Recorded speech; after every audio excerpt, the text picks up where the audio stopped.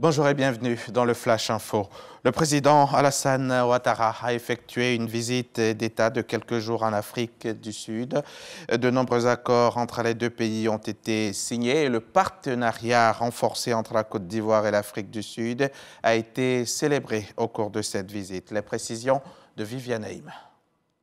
Promouvoir un partenariat en divers domaines et en particulier au plan économique entre l'Afrique du Sud et la Côte d'Ivoire, c'est la vision partagée par le président de la République Alassane Ouattara et dans une large mesure par le président Cyril Ramaphosa.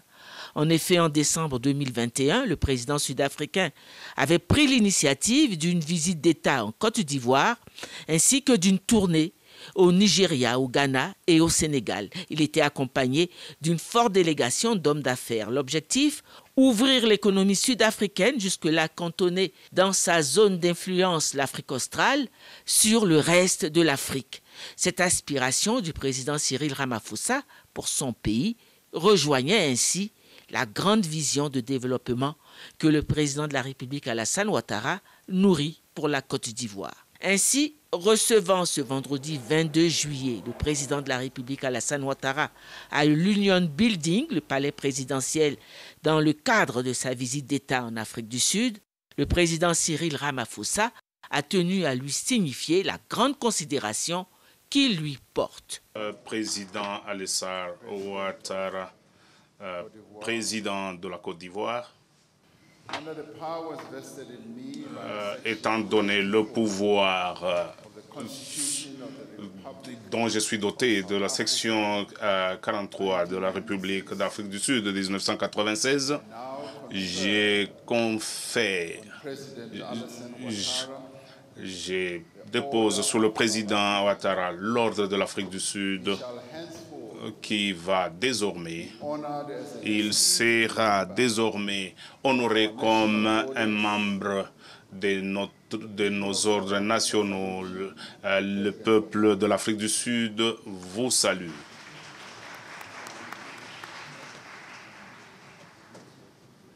L'ordre de l'Afrique du Sud est maintenant alloué à son Excellence, le président Alassane Ouattara, pour vos efforts admirables et continus en renforçant les relations chaleureuses entre l'Afrique du Sud et la Côte d'Ivoire, le renforcement des relations économiques pour les peuples de toutes les deux nations.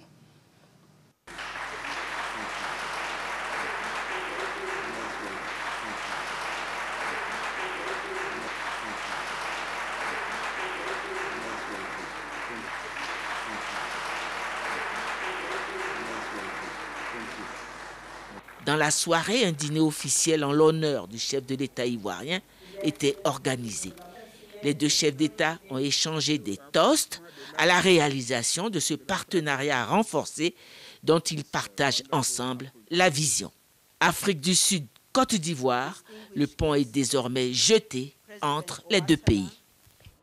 Lors de cette visite d'État, le président Alassane Ouattara et son homologue sud-africain Cyril Ramaphosa ont pris part vendredi au Forum économique Côte d'Ivoire-Afrique du Sud, forum qui a réuni plusieurs investisseurs des deux pays et des membres des deux gouvernements. Viviane Haïm était là aussi, son reportage à suivre dans le journal de 13h. La Katiba Massina, affiliée à Al-Qaïda, a revendiqué l'attaque suicide au Mali qui a visé vendredi la ville garnison de Kati, cœur de l'appareil militaire et résidence du chef de la junte au pouvoir. Au moins un soldat a été tué dans cette attaque inédite sur cette base stratégique située à seulement une quinzaine de kilomètres de Bamako. La Katiba Massina affirme avoir opéré avec 2 kamikazes et des combattants commandos.